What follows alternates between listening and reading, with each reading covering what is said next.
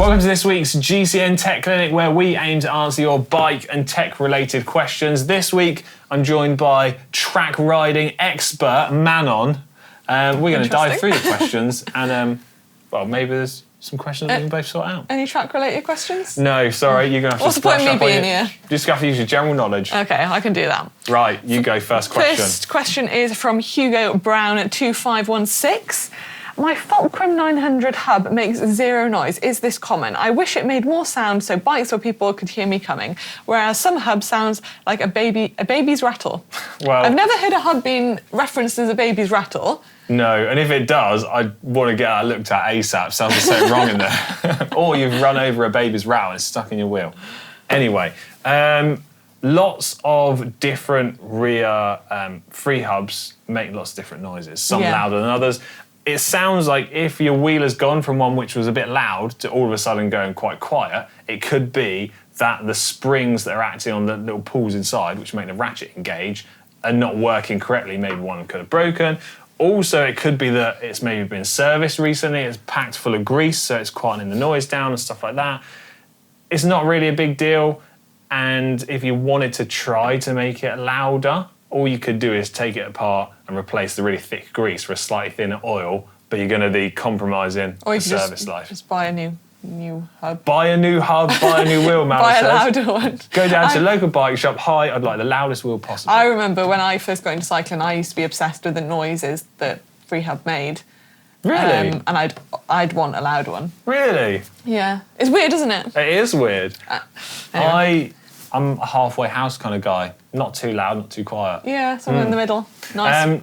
Dan Gigantic says, I cringe at myself, but I've got no other option. I leave my bike in a garage.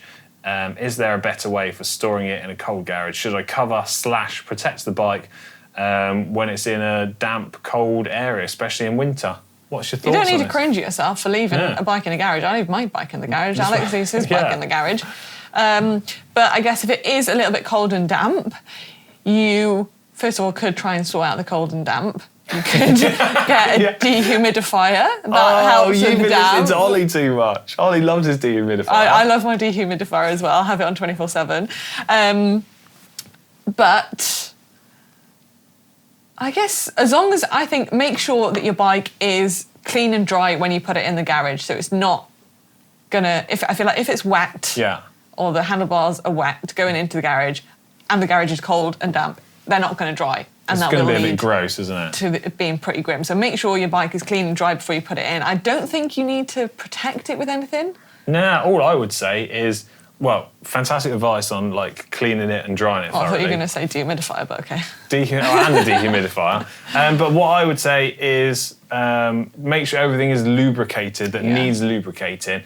And then I would probably just cover the bike with like a towel or a blanket or something so that it keeps the dust and crap off of it. Well, hopefully he's not leaving his bike in there too long that it's going to get dust on it. Yeah, it comes springtime, it's going to be like shining and gleaming under there, ready to go.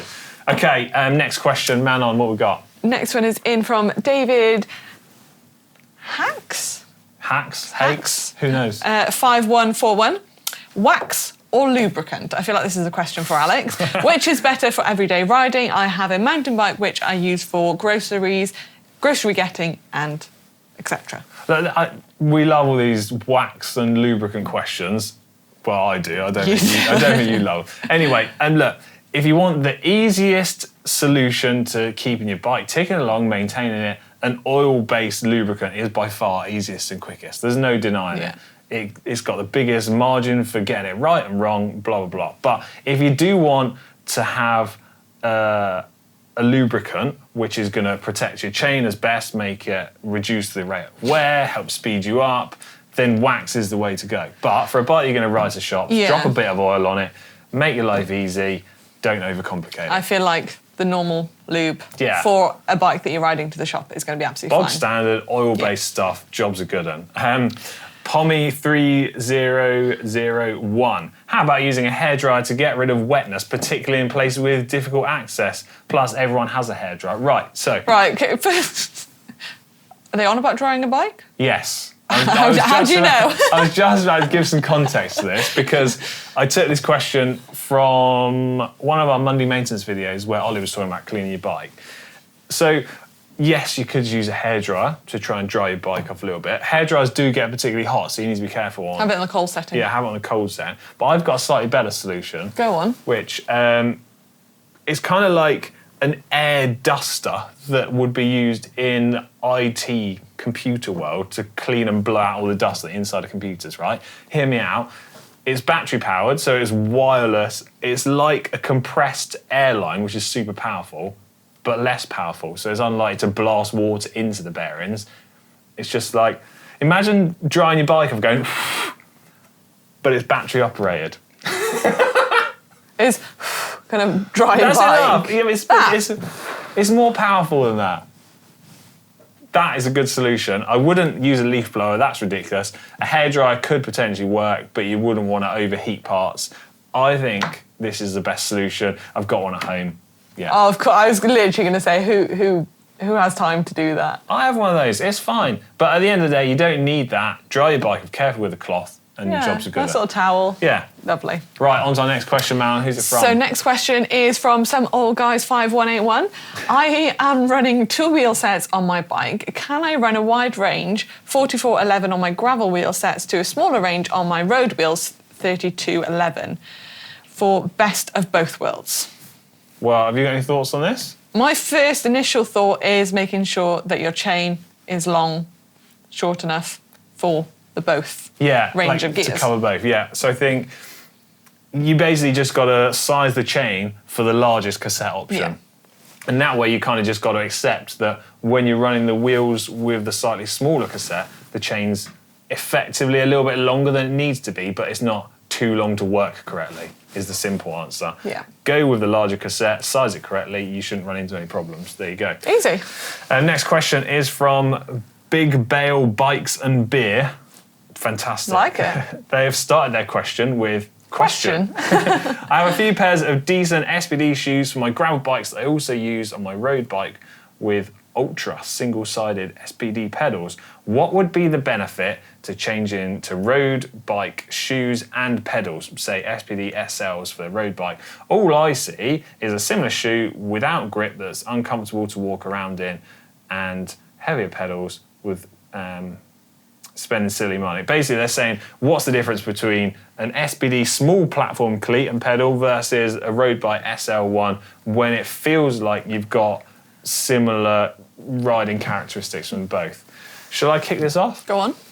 And the simple answer is, it's to do with the platform size and the interface between the pedal, the cleat, and the shoe. The wider the platform, the greater it's going to spread the area and the force that's going between it, and in theory should make it a little bit more comfortable when you ride along, reducing like a smaller pressure point on your foot. And I feel like the road shoe cleat, a lot more support when it comes to putting out power. So if you are sprinting, really pulling and pushing on the pedals, you're not getting your foot out. Whereas when you're on the, gravel shoes, they are a little bit looser, a bit more floaty. Yeah, that's a really good point, especially talking about that platform.